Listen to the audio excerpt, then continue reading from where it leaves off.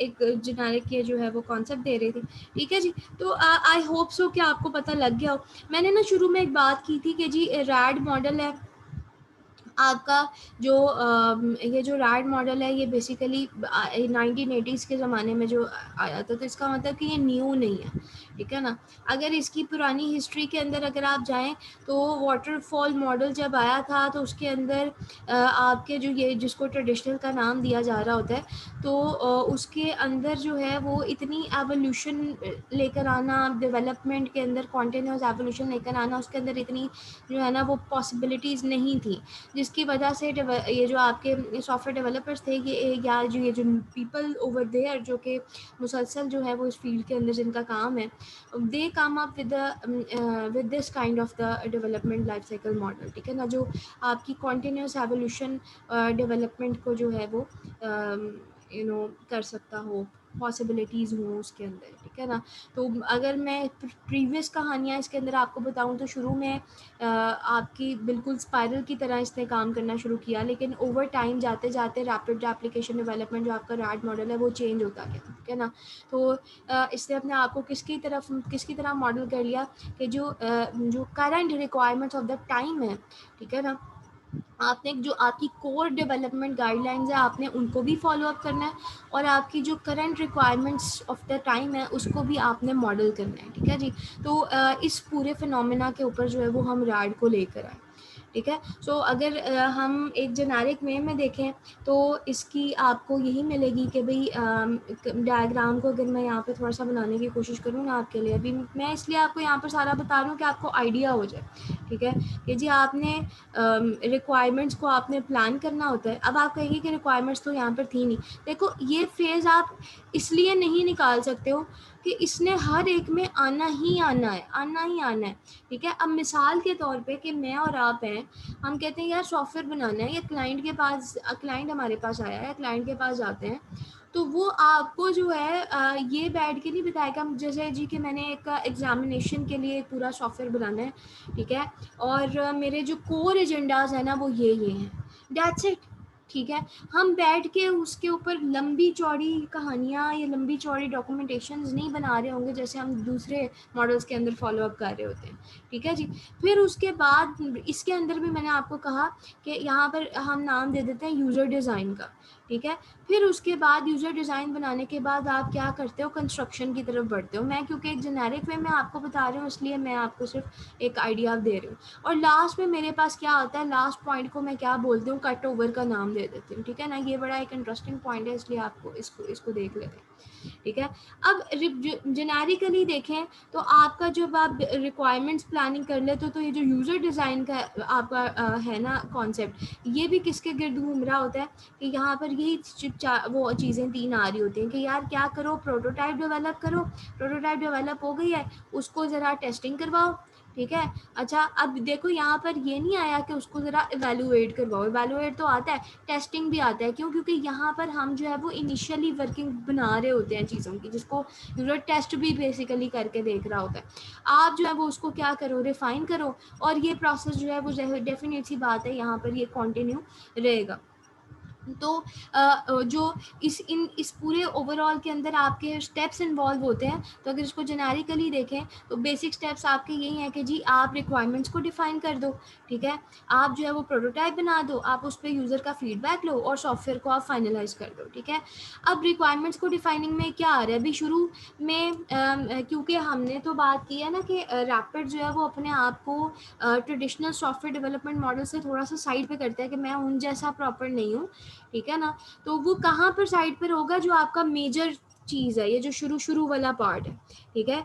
यानी कि ये मॉडल मैंने आपको शुरू में क्या कहा कि जिसमें नो एक्स्ट्रा प्री प्लानिंग की ज़रूरत नहीं है, तो विच मीन्स कि आपका जो ये मॉडल है ये रिक्वायर नहीं करता कि आप एंड यूज़र्स के साथ बैठें, आप लंबी लंबी मीटिंग्स करें, आप लंबे लंबे इंटरव्यूज़ करें, ठीक है ना, और फिर उसके बाद डिटेल्ड लिस्ट ऑफ स्पेसिफिकेशंस निकालें, ठीक है। No, it's not like that. Instead of that ये सिर्फ क्या करता है कि मुझे broader set of requirements requirements पता हो, मुझे रिक्वायरमेंट्स की ब्रॉडर नेचर पता हो, ठीक है। वो ब्रॉडर नेचर अगर आपको पता है तो वो ब्रॉडर नेचर ही आपको खुद ही मदद कर देंगी कि आप एक अपनी हद तक जो है डिफरेंट पॉइंट्स पे आप एक स्पेसिफिक रिक्वायरमेंट जो है वो खुद से बना सकते हो, ठीक है। और समटाइम्स कुछ ऐसे सॉफ्टवेयर जैसे फॉर एग्जांपल मार्केट बहुत ज़्यादा इवॉल्व कर रही है, बड़े बड़े अगर हम उसमें देखें तो जो बड़ी बड़ी कंपनीज होती हैं वो डिफरेंट प्रॉब्लम्स के नए नए सोल्यूशंस लेकर आ रही होती हैं, ठीक है। तो उस नए सोल्यूशंस को वो खुद ही से, क्योंकि काम तो उन्होंने ही बनाए होते हैं, ठीक है, चीज़ें तो उन्होंने ही बनाई होती हैं, तो उन नए सोल्यूशंस को वो क्या करते हैं एक स्पेसिफिक मार्केट के साथ ऑब्जर्व कर रहे होते हैं और फिर जो है वो नए सिस्टम मार्केट में लेकर आते हैं विद द बेसिक रिक्वायरमेंट्स और उन पर्टिकुलर की रैपिड एप्लीकेशन रैपिड डेवलपमेंट करके देन आप कहें कि जी यहाँ पर तो आपका यूज़र इन्वॉल्व नहीं हुआ, एंड यूज़र इन्वॉल्व नहीं हुआ। समटाइम्स आपने ऐसे सॉफ्टवेयर देखे होंगे जो चीज़ें पॉसिबिलिटीज़ मार्केट में आ जाती हैं और उसको यूज़र्स को तब फेमिलराइज करवाया जाता है और उसके ऊपर ट्रेनिंग दी जाती है, वर्कशॉप्स दी जाती हैं कि इस काम को ऐसे यूज़ करते हैं। वो डेवलपमेंट्स भी क्या है आपकी रैपिड एप्लीकेशन डेवलपमेंट्स के अंदर ही आती है, ठीक है। सो आइडियली अगर हम बात करें तो हम जी प्रोटोटाइप भी इसके अंदर इन्वॉल्व कर रहे हैं, ठीक है। अब यहाँ पर हम ये नहीं कहेंगे कि हम जी कागज़ कलम के साथ सिर्फ एक रैंडम चीज़ बना रहे हैं, ठीक है। यहाँ पर हम सॉरी यहाँ पर हम नॉर्मली एक्चुअल डेवलपमेंट भी कह सकते हो कि आप स्टार्ट कर देते हो, ठीक है। But instead of following those strict set of requirements जो कि आपका डेवलपर जो है पहले पिछले ट्रेडिशनल के अंदर फॉलो अप करता था, इधर आपका डेवलपर जो है you have the idea of the prototypes create करते हुए डिफरेंट जो आपके फीचर्स हैं डिफरेंट फंक्शंस हैं उनको खुद ब खुद ही जो है वो इवॉल्व कर सकते हैं, ठीक है। For example there is no need कि दो लोग बैठे हैं और कागज़ कलम पर जो है वो डिटेल सेट ऑफ रिक्वायरमेंट्स लिखें कि यार मुझे ये वाला फ़ीचर भी इसमें हो जाए, अच्छा ये ऐसे भी हो जाए, फिर वो मीटिंग हो, फिर इसकी पॉसिबिलिटीज़ हों, फिर वापस आएँ कि अच्छा ये वाला फ़ीचर्स ऐसे नहीं ऐसे हो जाए। नहीं, जो एक आपको ब्रॉडर कॉन्सेप्ट मिल गया है, जस्ट उस ब्रॉडर कॉन्सेप्ट के ऊपर आप जो है वो एक प्रोटोटाइप डेवलप कर लें और उस प्रोटोटाइप को देखते हुए जी आप डिफरेंट फीचर्स एंड फंक्शंस को जो है वो एज फास्ट एज पॉसिबल जो है वो क्रिएट कर सकते हैं या उसके अंदर इवॉल्व कर सकते हैं, ठीक है। फिर इन प्रोटोटाइप्स को जो है वो आप अपने क्लाइंट को दिखाएं और उसके इस प्रोटोटाइप के अंदर से जो पसंद है उसको शामिल रहने दें, जो नहीं पसंद उसको आप बाहर निकाल दें, ठीक है ना। सो नॉर्मली ये जो प्रोटोटाइप्स होती हैं, मैंने आपको बताया कि आजकल जो प्रोटोटाइप्स फॉलोअप होती हैं वो कुछ इस तरीके से ही होती हैं जो एक्चुअली उसके बाद आपका बड़ी जल्दी जो है वो एक एक्चुअल प्रोडक्ट की तरफ आप मूव कर जाते हो, ठीक है ना। सो आई होप सो कि आपको थोड़ा सा आइडिया हो गया होगा कि इसी उसमें जब आप फाइनलाइज कर लेते हो तो क्लाइंट को और डेवलपर को दोनों को एग्री हो जाते हैं कि हाँ यार इस किस्म का जो है वो मुझे एक फ़ाइनल प्रोडक्ट चाहिए, ठीक है ना। आप फीडबैक भी रिसीव कर रहे होते हैं। इफ रिसीविंग फीडबैक वाली स्टेज में आप क्या कर रहे होते हो जी कि फीडबैक आता है कि इस पर्टिकुलर चीज़ में जो जहाँ पर अब हम मतलब बना चुके हैं अब तक उसमें क्या चीज़ अच्छी है, क्या चीज़ बुरी है, क्या चीज़ मेरे मुताबिक काम करेगी, क्या चीज़ मेरे मुताबिक काम नहीं करेगी, क्या मुझे जो है वो इसके अंदर पसंद है क्या नहीं है, ठीक है ना। सो इवन इस तरह बड़ी बड़ी चेंजिंग्स भी आ सकती हैं और इवन इतनी छोटी चेंजिंग भी आ सकती है कि ये बटन यहाँ नहीं यहाँ से उठा के यहाँ पे रख दो, ठीक है। ये बटन यहाँ से उठा के यहाँ पर आ जाएगा तो मैं इसको बहुत अच्छे तरीके से यूज़ कर लूँगा, ठीक है ना। तो दिस इज़ लाइक कि आपने जो है वो इसकी प्रोटोटाइप बिल्कुल मैं भी बता दिया कि सिर्फ और सिर्फ फंक्शनैलिटी को नहीं देख रही होती कि यार ये फ़ीचर है ये फ़ीचर नहीं है। इसको देखने का इसको दिखाने का मकसद ये भी होता है कि आपको आपकी डिफरेंट मॉड्यूल्स के डिफरेंट चंक्स के विजुअल्स भी पता लग जाए, उनके इंटरफेसेस भी पता लग जाए और आप इनकी भी चेंजिंग उस टाइम करवा सकते हैं। वंस इसी फीडबैक को माइंड में लेते हुए आपकी प्रोटोटाइपिंग कंटिन्यू रहती है और ये 2 स्टेप्स जो हैं वो रिपीटेडली चलते रहते हैं अनटिल अनलेस आपकी एक फाइनल प्रोडक्ट समझ में ना आ जाए, दोनों डेवलपर्स और क्लाइंट की रिक्वायरमेंट्स के दरमियान वो फिट ना बैठ जाए, ठीक है ना। फिर आप अपने सॉफ्टवेयर को बाकी की कहानी की तरह क्या करते हो, फाइनलाइज करते हो, ठीक है, कि जिसमें आपके इस पॉइंट पर आके आपके फीचर्स भी, आपके फंक्शंस भी, आपके जितने भी एस्थेटिक्स हैं वो भी, आपके इंटरफेसेस भी उस पर्टिकुलर सॉफ्टवेयर के आप फाइनलाइज कर चुके होते हो क्लाइंट के साथ, ठीक है ना। इसके अलावा जो है वो मैं आपको जेनेरिकली नाम ले रही हूँ क्योंकि अभी आपको इसका आइडिया नहीं होगा, लेकिन क्योंकि ये भी नाम इम्पॉर्टेंट है कि इसको देखते हुए आपको उस पर्टिकुलर सॉफ्टवेयर की स्टेबिलिटी का अंदाज़ा हो जाता है, आपको उस पर्टिकुलर सॉफ्टवेयर की यूजेबिलिटी का अंदाज़ा हो जाता है, आपको उस पर्टिकुलर सॉफ्टवेयर की मेंटेनेबिलिटी का ज़्यादा हो जाता है, ठीक है ना। आपको पता लग जाता है कि यार जो डिलीवर करने जा रहे हैं एट दी एंड वो हमारे पास मेरे यूज़र के लिए क्या चीज़ होगी, ठीक है। सो ये चीज़ें आई होप सो कि आपको इसका जो है वो आइडिया हो गया हो। जब आप ये स्लाइड्स खोलेंगे तो उसमें उसने आपको यही चीज़ गाइड की है कि भाई अब यहाँ पर देखो ये क्या कह रहा है कि RAD takes advantage of automated tools and techniques, ठीक है। ये सिर्फ एक पॉइंट लिखा हुआ है, तो मैंने आपको अभी बताया कुछ पॉइंट शुरू में कि आपका जो क्रिटिकल फीचर है इस मॉडल का वो है ही यही कि ये क्या करता है, powerful development tools, powerful development techniques का इस्तेमाल करता है, ठीक है। और पॉइंट मैंने आपको कौन सा बताया कि सॉफ्टवेयर प्रोजेक्ट जो इस ऐसे सॉफ्टवेयर प्रोजेक्ट जो इस मॉडल को हम यूज़ करते हुए बनाते हैं वो वही होंगे जब अगर वो प्रोजेक्ट जो है वो हम छोटे छोटे मॉड्यूल्स में क्या कर सकें, ब्रो कर सकें, ठीक है। और इट्सल्फ वो पर्टिकुलर छोटा मॉड्यूल आगे से हम इंडिपेंडेंटली अगली टीम्स को डिवाइड कर सकें। मैं आपको कॉन्सेप्ट क्या बताने की कोशिश कर रही हूँ, जैसे आप मिसाल के तौर पे ये देखें कि जी आपके पास किसी एक सॉफ्टवेयर की आ गई हैं रिक्वायरमेंट्स आ गई हैं, ठीक है जी। अच्छा, अब आपने बड़ा प्रोजेक्ट है, आप रैड की तरफ जाना चाहते हैं, इट मीन्स कि आप उसको क्या कर सकते हैं, आप उस रिक्वायरमेंट्स को मॉड्यूलाइज कर सकते हैं, मॉड्यूलराइज कर सकते हैं।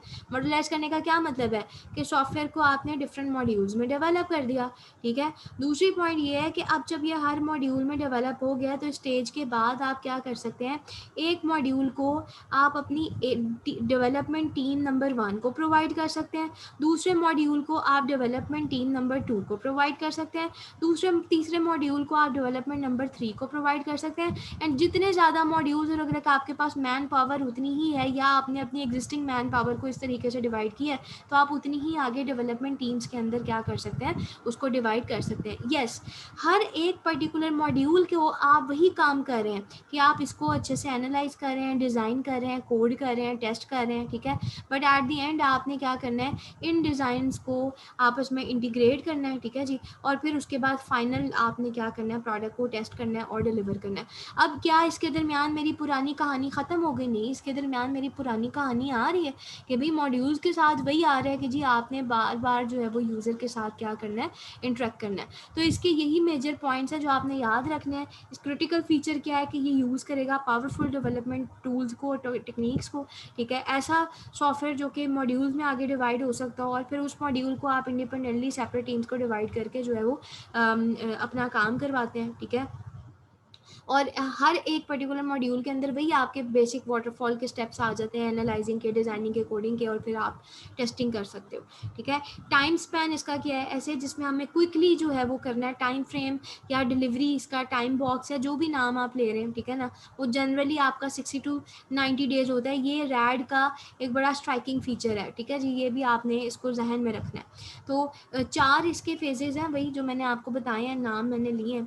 रिक्वायरमेंट्स की प्लानिंग है, पहला क्या है, रिक्वायरमेंट्स की प्लानिंग है। मैं देखती हूँ यहाँ पर पता नहीं कोई इसमें ऐड की हुई थी कि नहीं की हुई थी, चलो ये आ जाता है, इस पर हम बोलते हैं, ठीक है। पता लग गया इस उसमें। अब जो नाम आपका ले रहा है ना वो ये ले रहा है कि जी हैंड डिज़ाइन और कोडिंग प्रोसेस को हम किससे रिप्लेस कर सकते हैं, skills of isolated individuals with the automated design and coding पे, और सारी चीज़ें पे हम ऑटोमेशन की तरफ चले जाते हैं, ठीक है। तो इसको अब आपने सुना भी होगा कि यार जैसे वो याद है मैंने आपको एक डिज़ाइन दिखाया था कि जी एक पेपर वर्क के बजाय जैसे फॉर एग्जांपल आप जहाज़ का मॉडल पेपर पे बना रहे हैं तो आप वो एडवांस टूल्स को यूज़ करते हुए बनाते हैं जिसमें आप एक एक पर्टिकुलर उसकी जो है ना एरिया की, जहाज़ की आप स्पेसिफिकेशन देख सकते हैं कि अच्छा ये कैसे बना हुआ है, उसको आप सेपरेट करके देख सकते हो। आपने ना करंट उसमें वीडियोज़ में देखी होंगी ऐसी चीज़ें जो 3D मॉडलिंग में भी आ जाती हैं, आपको आइडिया होगा कि मैं किस चीज़ की बात कर रही हूँ, एडवांस टूल्स की। मेडिकल में देखो कितने यूज़ हो जाते हैं वो चीज़ें कि आप जूम इन करके पता नहीं एक बल्कि I was actually seeing that thing medically उसमें कि उसने जो है वो एक पूरा एक ह्यूमन ह्यूमन का एक पूरा वो बनाया हुआ था डिज़ाइन, वो आपको सॉफ्टवेयर शो करवा रहा था। देन वो एक एक चीज़ के अंदर देख रहे थे, स्किन को सेपरेट कर रहे थे, फिर स्किन के अंदर जो आप हमारा ये जो आ रहा होता है मीट पार्ट, फ्लैश आ रहा होता है, फिर उसको देख रहे थे, फिर उसके अंदर जाके आप एक एक ऑर्गन को स्पेसिफाई कर रहे थे, फिर उसके अंदर जाके आपकी स्केलेटन आ रही थी, स्केलेटन की भी एक एक आप उसको, ये क्या है, ये एडवांस फीचर्स ही है ना जो कि हमें ये ऑटोमेटेड टूल्स प्रोवाइड कर रहे हैं। तो अब बहुत ज़्यादा आगे निकल चुकी हुई हैं चीज़ें, availability of your powerful tools, ठीक है ना। तो उसको उसका नाम दिया जाता है कंप्यूटर एडेड सॉफ्टवेयर इंजीनियरिंग, ठीक है, जो कि समहाउ ट्रेडिशनल से हटकर आपको जो है डेवलपर्स को गाइड करते हैं कि आप तेज़ी से अपना काम परफॉर्म कर सकते हो, ठीक है। तो इसको आप सर्च कीजिएगा। तो ये कुछ एसेंशियल एस्पेक्ट्स हैं कि जी इसके मैं पीपल का नाम यहाँ पे क्यों दिया हुआ है, क्योंकि यहाँ पर अगेन प्रोटोटाइपिंग जहाँ भी आ रही है तो वहाँ पर हमारा मकसद यही है कि लोगों को देखते हुए लोगों के नज़रिए के मुताबिक करें, ठीक है। तो अब उसने यहाँ पर सेपरेटली बताया मैथडोलॉजी में आप क्या कर रहे हैं, combining the best available technique. ज़रूरी नहीं है कि आप ये सेपरेट लिखें मैथडोलॉजी, आप वो जो 4 बेसिक फेजेस हैं जिनके नाम मैंने पहले अभी बनाए हैं बस वो भी लिख देंगे तो डैट वुड बी इनफ, ठीक है ना।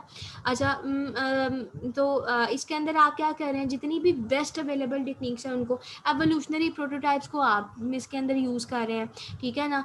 इंटरव्यूज़ के बजाय जी के वो जो लंबे चौड़े इंटरव्यूज़ हैं जिनको करने के बाद आप रिक्वायरमेंट्स देखते हैं, गैलरी डिज़ाइन को आप रिव्यू करवाते हैं, उसके बजाय आप या तो डायरेक्ट वर्कशॉप्स का भी इस्तेमाल करें। मैंने अभी आपको शुरू में एग्जांपल दिया है इसकी, ठीक है जी।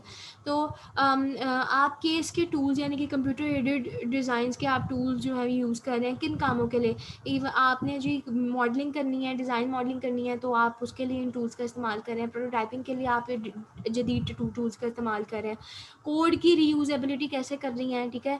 दिस इज़ द रीयूजेबिलिटी, इस कदर इम्पॉर्टेंट फैक्टर है, इस कदर इम्पॉर्टेंट वर्ड है कि आपको इसके बारे में A to Z चीज़ पता होनी चाहिए। आप सॉफ्टवेयर चलते ही वही हैं, अच्छा सॉफ्टवेयर होता ही वही है जो कि रीयूजेबल हो। इस कदर इम्पॉर्टेंट आज की जो हम शिफ्ट लेकर आए हैं ना सॉफ्टवेयर डेवलपमेंट के अंदर, वो यही है कि जी हम ये ऑब्जेक्ट ओरिएंटेड डिज़ाइंस को क्यों यूज़ करते हैं, वो इसी का उसका मकसद ही यही है कि जी वो हमें रीयूजेबिलिटी प्रोवाइड करता है एज़ कम्पेयर टू दोज चीज़ें जो कि हम ट्रेडिशनली अपने डेवलपमेंट के अंदर यूज़ करते थे, ठीक है। तो पहले आपके पास वही आ जाती है रिक्वायरमेंट प्लानिंग, आपके पास दूसरा आ जाता है यूज़र डिज़ाइन, ठीक है। अच्छा इसने ना काफ़ी सारी चीज़ों को इसके अंदर किया हुआ है। बहरहाल इसमें आपको पता तो ज़ाहिर है नाम सारे इसके अंदर आने चाहिए, ठीक है, कि जौन से इसके अंदर स्ट्रक्चर इन्वॉल्व होता है, लेकिन जेनेरिकली 4 फेजेज़ ही हैं जिसके अंदर ये पूरी कहानी चल जाती है। जिसमें आपकी जो है वो रिक्वायरमेंट प्लानिंग आ जाती है, फिर आपके पास जो है वो यूज़र डिस्क्रिप्शन आ जाती है, फिर आपके पास जो है वो कंस्ट्रक्शन आ जाती है, एंड देन आपके पास कट ओवर आ जाता है। ये 4 के अंदर ही जो है ना ये सारी चीज़ें आती हैं, किसी के अंदर की कोई चीज़, किसी अंदर कोई चीज़, ठीक है ना। तो समहाउ रिक्वायरमेंट प्लानिंग की अगर मैं बात करूं तो मैंने आपको अभी बताया है कि जी इसके अंदर भी आप वेरियस टेक्निक्स यूज़ करते हैं। इट्स नॉट लाइक कि आपने लंबे चौड़ी जो है वो डिस्कशन करनी है, लंबे चौड़े। इसमें इसको बोलते हैं रिक्वायरमेंट एलिसिटेशन। आपको वर्ड्स का पता होना चाहिए। जैसे मैं इसको वर्ड सर्च करूँ कि मैं आपको क्यों खुद नहीं बताती हूँ, मैं यहाँ पर क्यों सर्च करती हूँ कि भाई आप इसको देखो कि it's not a big deal, ठीक है।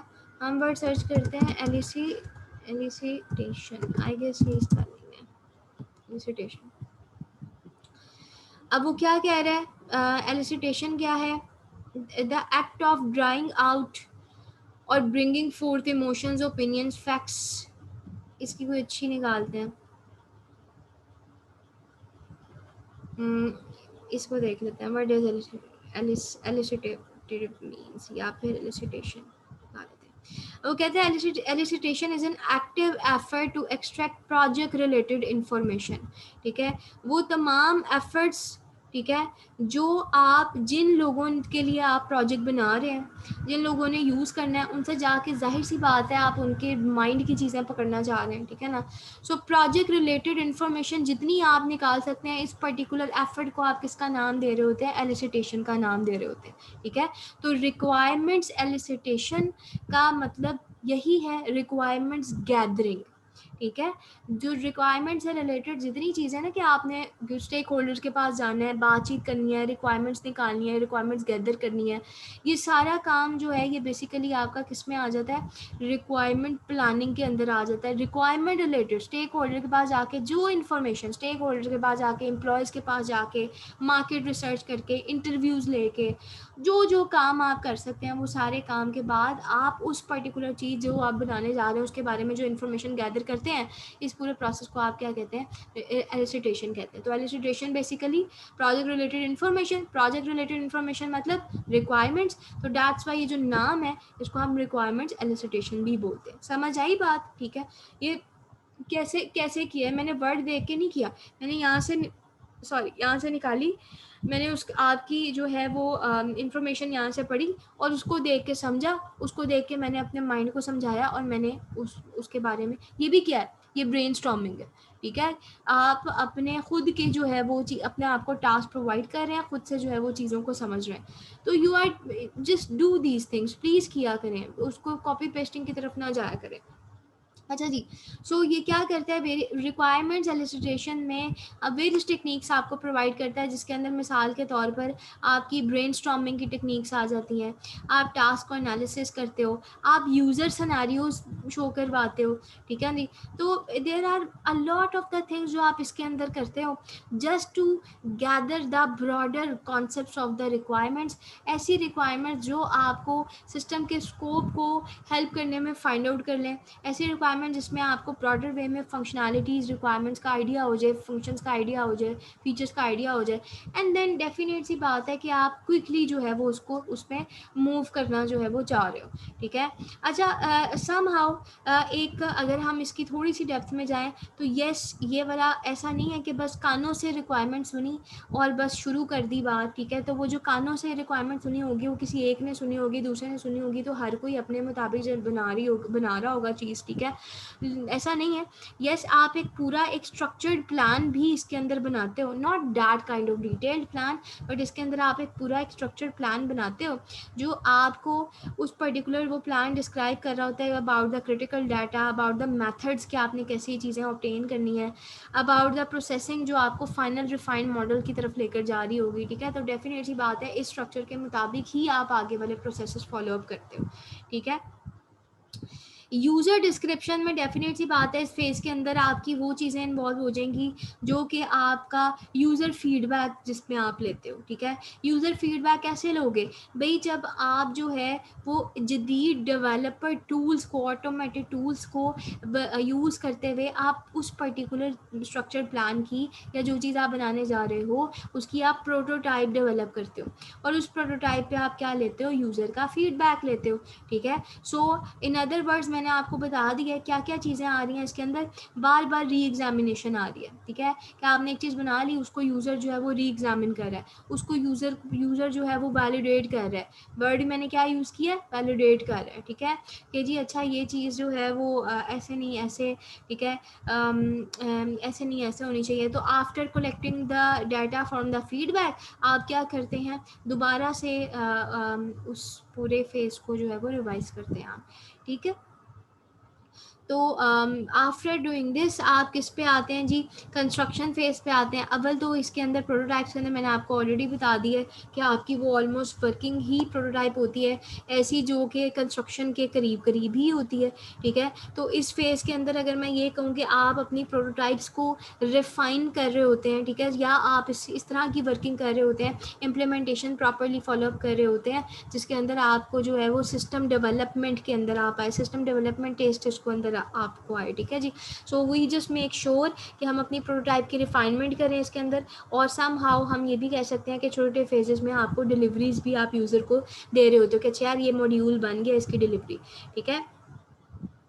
तो जी क्या इसके अंदर भी हम कोई ऑटोमेटेड, तो मैंने आपको बताया इसकी मॉडल की जान ही यही है कि आपने जो है वो ऑटोमेटेड टूल्स को बेसिकली यूज़ करना है। तो येस, आई वुड से कि it actually includes the actual use of powerful automated tools, जो कि आपको वो तमाम चीज़ें जो प्रोसेसेस आपने यहाँ पे डेवलप की हैं, जो डाटा मॉडल्स आपने यहाँ पे डेवलप किए हैं, उनको एक्चुअली फाइनल वर्किंग प्रोडक्ट तक ले जाने में ये टूल्स आपको हेल्प आउट करते हैं, ठीक है। तो अगर आपको उसके अंदर कोई रिक्वायर्ड मॉडिफिकेशंस चाहिए उन वर्किंग प्रोडक्ट्स के अंदर, आपको रिक्वायर्ड एनहांसमेंट्स चाहिए जो कि आपको यूज़र ने कही हैं, ठीक है, तो वो भी आप सारी इसी फेज़ के अंदर जो है वो कर रहे होते हैं, ठीक है। अच्छा जी, अब क्योंकि माइट बी एक मॉड्यूल हमने कहा ना कि भाई मॉड्यूल ये मॉडल आप वहीं उठाओगे जहां आप जिस बड़े मॉडल को छोटे छोटे मॉड्यूल्स में डिवाइड कर सकते हो, ठीक है, छोटे मॉड्यूल्स में कंस्ट्रक्ट कर सकते हो, फिर आगे से वो आप डिफरेंट टीम्स के अंदर डिवाइड कर देते हो, ठीक है। तो कट ओवर में क्या होगा जी कि वो तमाम इंटरफेसेस जो हमें मिलेंगे ना इंडिपेंडेंट मॉड्यूल के, जो कि सेपरेट मेरी टीम्स ने डेवलप की हैं और उनको सेपरेटली शायद टेस्ट भी कर लिया है, ठीक है ना। या अगर आप ये कहेंगे जी तमाम इंटरफेसेस, इंटरफेस का जब वर्ड होता है ना तो हमारे जहन में बच्चा सिर्फ सोचता है कि ये जो मेरी स्क्रीन का इंटरफेस दिख रहा है, खाली इसका इंटरफेस नहीं होता, ये माइंड आप ये चीज़ आपके माइंड में बैठी होनी चाहिए। इट्स नॉट लाइक इंटरफेस में ये कह रही हूँ कि इस पर 5 बटन हैं, इसको आप इंटरफेस कह रहे हो, हमारे बच्चे के माइंड में यही होता है। नहीं, एक मॉड्यूल ने अगर दूसरे मॉड्यूल के साथ इंटरेक्ट करना होता है ना, तो एक मॉड्यूल को इंटरेक्शन के लिए, अब देखो मिसाल के तौर पे मैं इस टाइम जो है वो आपको लेक्चर दे रही हूँ या मैं क्लास के अंदर आपको लेक्चर दे रही हूँ, तो मैं ये नहीं कहती कि नहीं भाई मुझे अपना पूरा बैकग्राउंड बताओ, मुझे बताओ तुम्हारे दादकों में क्या था, इंसेस्टर्स में क्या था, नानकों में क्या था, कितनी प्रॉपर्टीज़ हैं, क्या है भी नहीं है, ये है वो है, ये सब कुछ मुझे पता होगा ना, तुम्हारी पूरा बैकग्राउंड तुम्हारी पूरी इम्प्लीमेंटेशन मुझे पता होगी, तभी मैं तुम्हें जो है वो पढ़ाऊँगी। ये नहीं होता, मुझे आपको पढ़ाने के लिए सिर्फ आपके कुछ एक दो रूल्स और आपकी प्रेजेंस रिक्वायर्ड है, ठीक है ना।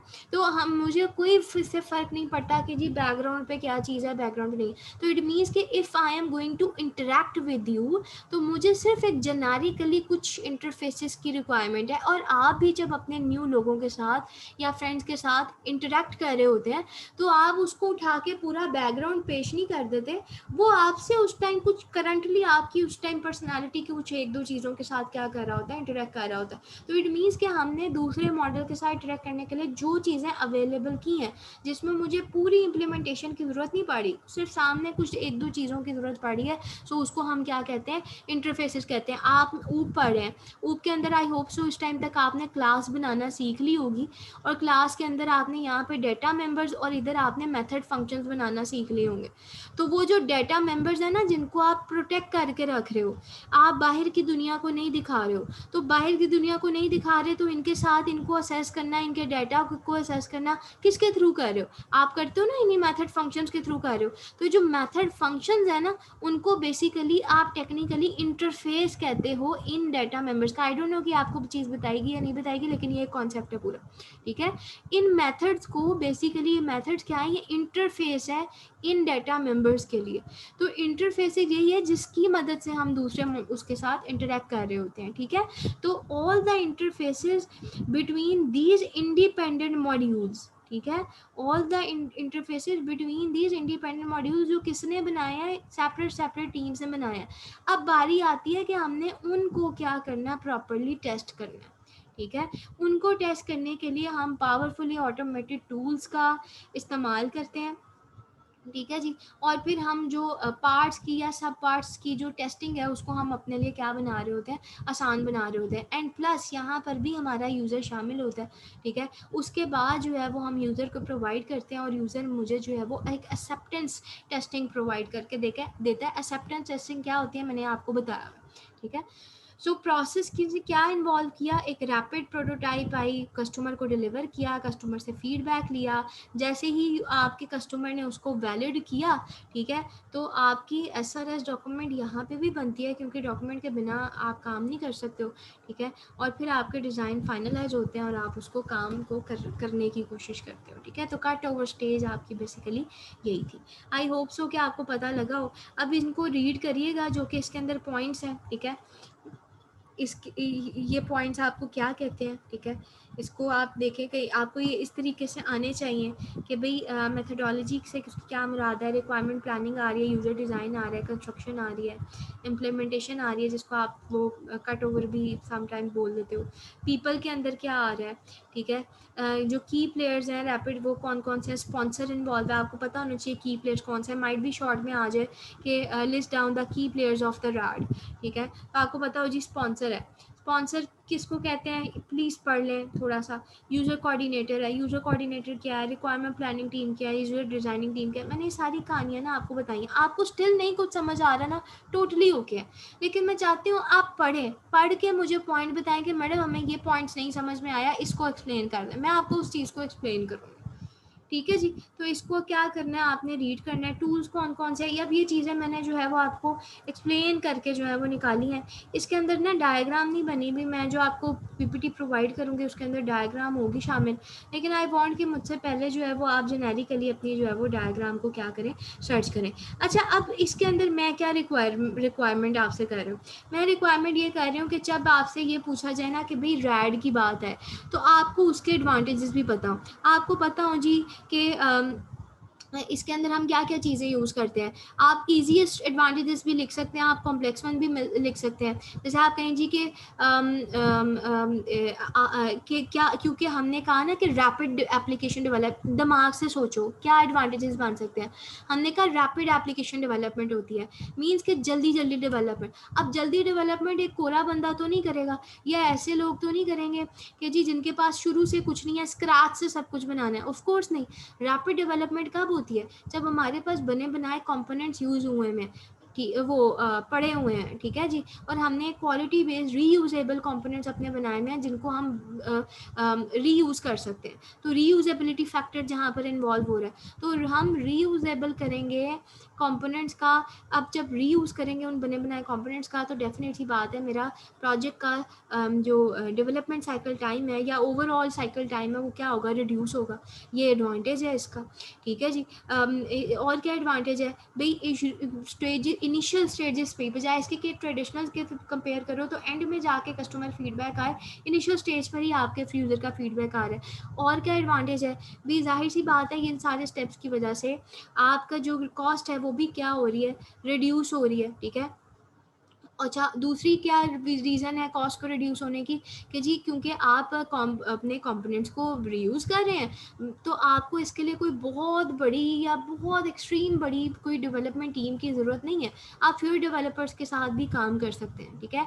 और क्या इसका एडवांटेज है जी, ये आपको अलाउ करता है कि आप पावरफुल डेवलपमेंट टूल्स को यूज़ करें, जब भी आप पावरफुल डेवलपमेंट टूल्स को यूज़ करेंगे तो उसका रिजल्ट क्या निकलेगा, आप बेटर क्वालिटी की प्रोडक्ट्स लेकर आएंगे, आप ऐसी क्वालिटी की प्रोडक्ट्स लेकर आएंगे जो शॉर्ट टर्म टाइम स्पैन में बन सकती हैं, जो कम एरर्स प्रोड्यूस करेंगी, ठीक है जी।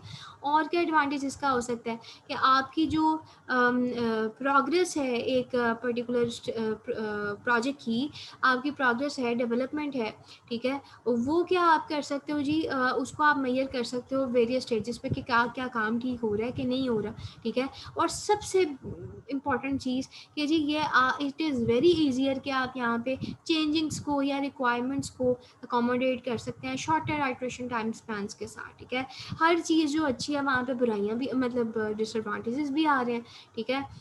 अच्छा जी, हमने ये क्या कि जो एडवांटेजेस हमने बोले थे उसको पकड़ के हम चले जाते हैं, मैंने क्या एडवांटेज बोला अभी, powerful efficient tools, powerful efficient tools आपका कोई नया बंदा तो यूज़ कर नहीं सकता, वही करेगा जो कि उसको स्किल्ड प्रोफेशनल है, तो अगर आपके पास मौजूद हैं तभी आप इन चीज़ों का इस्तेमाल कर सकते हैं, तो ये काइंड ऑफ जैसे ये नीड आ गई, लेकिन चलो फिर उसके बाद अगर अगर आप इस तरह के हैं जो कि प्रॉपर डिज़ाइन पैटर्न या प्रॉपर डिज़ाइन प्रिंसिपल्स को यूज़ करते हुए सॉफ्टवेयर नहीं बनाते, विच मीन्स कि आपके पास जो है वो रीयूजेबल कंपोनेंट्स की एब्सेंस है, आपके पास नहीं है। अगर आपके पास ऐसी चीज़ें नहीं है, या आप अपने प्रोजेक्ट्स को इस तरीके से नहीं बनाते, या जिस जिस प्रोजेक्ट को आप इस टाइम बना रहे हैं राड को यूज़ करते हुए उसी के कंपोनेंट्स आप रीयूजेबल नहीं बनाते, इट मीन्स कि आपका प्रोजेक्ट फेल है, आप फेलियर की तरफ लीड कर रहे हैं, ठीक है जी। टीम लीडर या जो बंदा प्रोजेक्ट मैनेजर है, ठीक है ना, उसने क्योंकि डिफरेंट टीम्स में डिवाइड किया हुआ है, उसको लाजमी बड़े क्लोजली देखना पड़ता है डेवलपर्स की प्रोजेक्ट जो है वो टाइम पे कंप्लीट हो, ठीक है। ऐसे सिस्टम जो कि आप मॉड्यूलराइज नहीं कर सकते, मॉड्यूल्स में डेवलप नहीं कर सकते, आप उसके लिए ये मॉडल यूज़ नहीं करेंगे, ठीक है जी। Throughout the cycle customer की इन्वॉल्वमेंट उसमें ज़रूरी होती है। अब ये कहना बड़ा आसान है, ये जब मैं बोलती हूँ ना आपको कि कस्टमर की इन्वॉल्वमेंट ज़रूरी होती है, कहना बड़ा आसान है। देर आर सम पीपल जो कि कहते हैं भाई कि मैंने ये मेरा बिजनेस है, ठीक है, ये मेरा सॉफ्टवेयर है, ये तुमने बनाना है, ठीक है, अब इस सॉफ्टवेयर को तुमने बनाना है, चलो भाई तुम दे दो। अब रैड को आप यूज़ कर रहे हैं, आपने कहा जी रैड यूज़ करते हैं, जल्दी मुझे रिक्वायर है, रैड यूज़ कर लेते हैं। अब रैड तो रिक्वायर करता है कि भाई बार बार क्या करो, तुम कस्टमर के पास जाओ, कस्टमर से उसका फीडबैक लो। तो कस्टमर यहाँ पर अगर ऐसा बिजनेसमैन है जिसके पास इतना टाइम ही नहीं है कि वो आपको टाइम दे, फ्रीक्वेंट मीटिंग्स दे, तो वो तो चिढ़ेगा, वो कहेगा यार क्या है, मैंने तुम पे इसलिए पैसे मैं खर्च कर रहा हूँ कि मैं जो हूँ वो बार बार मीटिंग्स करूँ, या उसके पास अगर टाइम नहीं है बार बार आपको देने का, तो इट मीन्स कि वो अपनी आपकी प्रोडक्ट को वैलिड नहीं करेगा। जब तक प्रोडक्ट आपकी वैलिडेट नहीं होगी, प्रोटोटाइप आपकी वैलिडेट नहीं होंगी, आप एक्चुअल फीचर्स की तरफ नहीं जा पाएंगे, ठीक है। So these are the factors जो कि इसके अंदर जो है वो इन्वॉल्व है, ठीक है। कस्टमर इन्वॉल्वमेंट कहना बहुत आसान है, लेकिन इट्स क्वाइट डिफिकल्ट, ठीक है। तो स्मॉल जितने आपके स्मॉल स्केल के प्रोजेक्ट्स हैं ना, ठीक है ना, वहाँ पर आप इसको यूज़ नहीं करते इस मॉडल को, ठीक है जी। जाहिर है कि अगर आप स्मॉल स्केल पे करेंगे तो आप उसको कैसे मॉड्यूलराइज करेंगे। दूसरी बात ये कि आप स्मॉल स्केल के प्रोजेक्ट्स पे भी ऑटोमेटिक टूल्स एंड टेक्निक्स को यूज़ करेंगे, तो एक तो ये आपका बजट इंक्रीज़ करेगा, आपकी कॉस्ट इंक्रीज़ करेगा, ठीक है ना। तो आई होप सो आपको पता होना चाहिए, आपको पर्पस पता होना चाहिए, आप किन कहाँ यूज़ कर सकते हैं वो पता हो, आपको इसकी जो है वो एडवांटेजेस पता हो, आपको उसके डिसएडवांटेजेस जो हैं वो पता हो। तो मैं रैट तक ख़त्म करती हूँ, शाम तक जो है ना वो आप मैं प्रोवाइड कर देती हूँ। मैं एग्जैक्टली इसके अंदर मैं चेंजिंग जब एजाइल करूँगी मैं दोबारा कर दूँगी। रैड के नोट्स बनाएं, रैड को कलेक्ट करें और रैड को जो है ना वो कंप्लीट करें, ठीक है जी। आपकी इसके अंदर हम जाएं तो ये आपका पूरा रैड का इसके अंदर पूरा एक ये है रैपिड एप्लीकेशन डेवलपमेंट, ठीक है। फिर उसके बाद आपकी एजाइल आती है, एजाइल की मैं देखूंगी कि मैं या तो कल आपको शामिल कर लूँगी क्लास के अंदर, या फिर मैं आपको जो है वो इसका प्रोवाइड कर दूँगी रिकॉर्डिंग, ठीक है जी।